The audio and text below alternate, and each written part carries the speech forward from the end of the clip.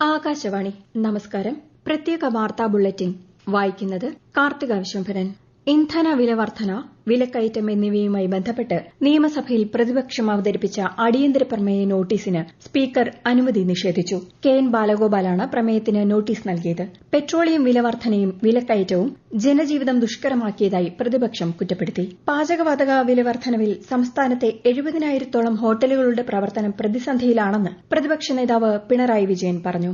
ഇന്ധനവില വർധനയിൽ സർക്കാർ പരിശോധിച്ച് നടപടികൾ സ്വീകരിക്കുമെന്ന് മുഖ്യമന്ത്രി വി ഡി സതീശൻ സഭയിൽ വ്യക്തമാക്കി. അടിയന്തര പ്രമേയ നോട്ടീസിന് അനുമതി നിഷേധിച്ചതിൽ പ്രതിഷേധിച്ച് പ്രതിപക്ഷം സഭയിൽ നിന്ന് ഇറങ്ങിപ്പോയി.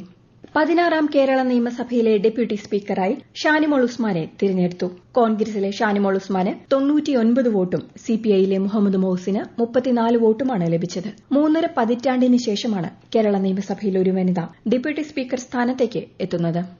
7ാം സംസ്ഥാന ധനകാര്യ കമ്മീഷന്റെ 2026-27ലേക്കുള്ള അനുബന്ധ റിപ്പോർട്ട് ഗവർണർ രാജേന്ദ്ര വിശ്വനാഥ് അർലേക്കർക്ക് സമർപ്പിച്ചു. 16ാം കേന്ദ്ര ധനകാര്യ കമ്മീഷൻ ശുപാർശകൾ കൂടി പരിഗണിച്ചുകൊണ്ട് ധനവിന്യാസത്തിൽ വരുത്തേണ്ട മാറ്റങ്ങളാണ് അനുബന്ധ റിപ്പോർട്ടിൽ ഉൾക്കൊള്ളിച്ചിരിക്കുന്നത്. 16ാം കേന്ദ്ര ധനകമ്മീഷൻ പ്രാദേശിക സർക്കാരുകൾക്ക് നൽകുന്ന ധനസഹായത്തിന്റെ മാനദണ്ഡങ്ങളിൽ മാറ്റങ്ങൾ വരുത്തിയിട്ടുണ്ട്.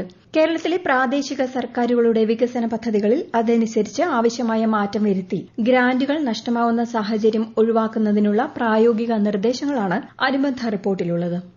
കേരളത്തിൽ നിന്ന് ലഹരി ശൃംഖലയെ തുരത്താൻ എല്ലാവരും ഒറ്റക്കെട്ടായി പ്രവർത്തിക്കണമെന്ന് മുഖ്യമന്ത്രി വി ഡി സതീശൻ.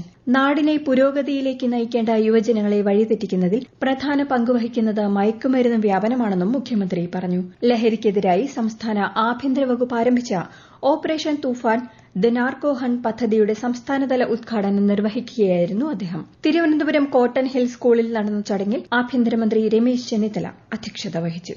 കേരളത്തിലെ പ്രധാനപ്പെട്ട ടൂറിസ്റ്റ് കേന്ദ്രങ്ങളെല്ലാം സിനിമാ ഷൂട്ടിംഗ് സൌഹൃദമാക്കുമെന്നും പൈറസിയുമായി ബന്ധപ്പെട്ട് ശക്തമായ നിയമ നടപടികൾ സ്വീകരിക്കുമെന്നും മന്ത്രി പി സി വിഷ്ണുനാഥ്. മലയാള സിനിമാ രംഗത്തെ വിവിധ സംഘടനകളുടെ പ്രതിനിധികളുമായി തിരുവനന്തപുരത്ത് നടത്തിയ ചർച്ചയ്ക്ക് ശേഷം മാധ്യമങ്ങളോട് സംസാരിക്കുകയായിരുന്നു മന്ത്രി. സിനിമാ സംഘടനകൾ ഉന്നയിച്ച ഇരട്ട നികുതി എന്ന വിഷയം സർക്കാർ ഗൌരവമായി ചർച്ച ചെയ്യും. ഹേമ കമ്മിറ്റി നിർദ്ദേശങ്ങളും ഫിലിം പോളിസിയും പൂർണ്ണമായി പഠിച്ച ശേഷം നടപ്പിൽ വരുത്തേണ്ട കാര്യങ്ങളെ സംബന്ധിച്ച് സർക്കാർ തീരുമാനമെടുക്കും. സിനിമാ സംഘടനകൾക്കുള്ളിലെ ആഭ്യന്തര പ്രശ്നങ്ങൾ അവർ തന്നെ പരിഹരിക്കണമെന്നും മന്ത്രി പറഞ്ഞു. സിബിഎസ്ഇ ഓൺ സ്ക്രീൻ മാർക്കിംഗ് സംവിധാനം സംബന്ധിച്ച് ഉയർന്ന പരാതികൾ അന്വേഷിക്കുന്നതിന് ഏകാംഗ സമിതി രൂപീകരിച്ച് കേന്ദ്ര സർക്കാർ. ശേഷി വികസന കമ്മീഷൻ ചെയർപേഴ്സൺ എസ് രാധ ചൌഹാനാണ് സമിതി അധ്യക്ഷ. 1 മാസത്തിനുള്ളിൽ റിപ്പോർട്ട് സമർപ്പിക്കാനാണ് നിർദ്ദേശം. സിബിഎസ്ഇ 12ാം ക്ലാസ് വിദ്യാർത്ഥികൾക്കായുള്ള ഉത്തരക്കടലാസ് പുനർമൂല്യനിർണ്ണയ പോർട്ടലിന് നേരെ സൈബർ ആക്രമണം. പോർട്ടൽ നിലവിൽ സുരക്ഷിതമാണെന്നും 16,000-ലധികം വിദ്യാർത്ഥികൾ ഇതുവരെ വിജയകരമായി അപേക്ഷകൾ സമർപ്പിച്ചതായും അധികൃതർ വ്യക്തമാക്കി. 2025ലെ ദേശീയ പഞ്ചായത്ത് അവാർഡുകൾ കേന്ദ്രമന്ത്രി രാജീവ് രഞ്ജൻ സിംഗ് നാളെ ന്യൂഡൽഹിയിൽ വിതരണം ചെയ്യും. രാജ്യത്തെ 42 മികച്ച പഞ്ചായത്തുകൾക്കാണ് പുരസ്കാരങ്ങൾ സമ്മാനിക്കുക. ദീൻദയാൽ ഉപാധ്യായ പഞ്ചായത്ത് സതത് വികാസ് പുരസ്കാരങ്ങൾ 34 ഗ്രാമപഞ്ചായത്തുകൾക്കും നാനാജി ദേശ്മുഖ് സർവോത്തം പഞ്ചായത്ത് സതത് വികാസ് പുരസ്കാരം 8 പഞ്ചായത്തുകൾക്കും നൽകും. കേരളത്തിൽ നിന്നുള്ള നിരണം, ഒറ്റൂർ, മേലുകാവ് ഗ്രാമപഞ്ചായത്തുകൾക്കും ഹരിപ്പാട് ബ്ലോക്ക് പഞ്ചായത്തിനും വിവിധ വിഭാഗങ്ങളിൽ പുരസ്കാരം ലഭിച്ചിട്ടുണ്ട്. കേരളത്തിൽ തെക്ക് പടിഞ്ഞാറൻ മൺസൂൺ വ്യാഴാഴ്ചയോടെ എത്താൻ സാധ്യതയെന്ന് കേന്ദ്ര കാലാവസ്ഥാ വകുപ്പ്. സംസ്ഥാനത്ത് കനത്ത മഴ തുടരും. ഇന്ന് മലപ്പുറം, കോഴിക്കോട്, വയനാട് ജില്ലകളിൽ കേന്ദ്ര കാലാവസ്ഥാ വകുപ്പ് ഓറഞ്ച് ജാഗ്രത പ്രഖ്യാപിച്ചു. മറ്റെല്ലാ ജില്ലകളിലും മഞ്ഞ ജാഗ്രതയാണ്. നാളെ ആലപ്പുഴ, കോട്ടയം, എറണാകുളം, തൃശൂർ ജില്ലകളിൽ ഓറഞ്ച് ജാഗ്രതയും മറ്റ് ജില്ലകളിൽ മഞ്ഞ ജാഗ്രതയും പ്രഖ്യാപിച്ചിട്ടുണ്ട്. വിവിധ ജില്ലകളിൽ ഈ മാസം 8 വരെ അതിശക്തമായ മഴയ്ക്ക് സാധ്യതയുണ്ട്.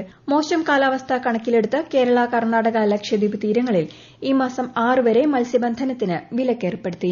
കാലവർഷ മുന്നൊരുക്കത്തിന്റെ ഭാഗമായി പത്തനംതിട്ട ജില്ലയിൽ തിരുവല്ലയിലെ പ്രളയ സാധ്യതാ പ്രദേശങ്ങൾ ദേശീയ ദുരന്ത നിവാരണ സേനാ സംഘം സന്ദർശിച്ചു.